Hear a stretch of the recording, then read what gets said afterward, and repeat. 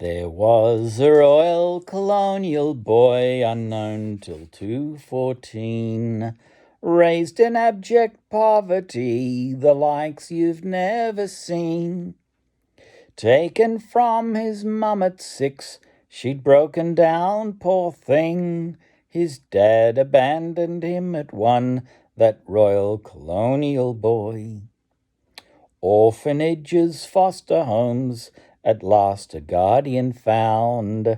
His paternal grandmother had come to save the day.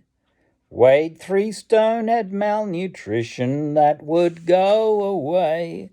Nana loved her new grandson, that Royal Colonial Boy.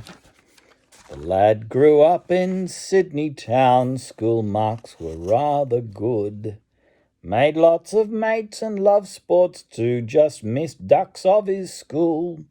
At good old Concord West Public, he thrived and fitted in well, until his dad uprooted him, that Royal Colonial Boy. Represented New South Wales in bowling's East Coast Cup. His dad managed Enfield Bowl, the lad reported that sport.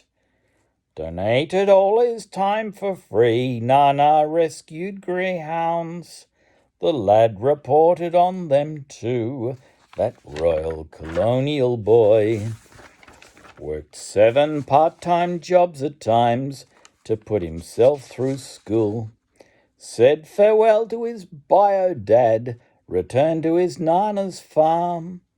Building kennels for their dogs, he loved his Uncle George. Together they raced old greyhounds, that Royal Colonial Boy. In later years he found a wife, a Uruguayan girl. Their 2 kids would have 3 kids. Their marriage went 18 years. They parted oh so amicably, no fault on either side. Felt abandoned yet again, that Royal Colonial Boy.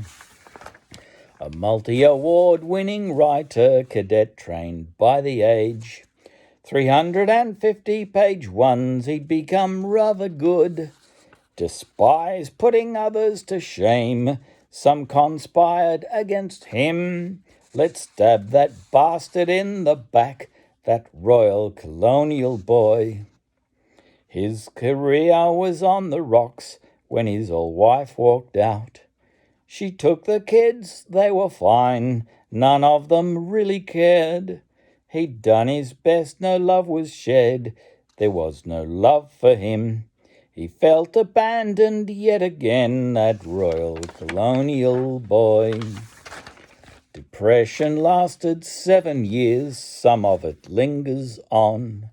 It's tough when kids won't visit you, when you've done nothing wrong.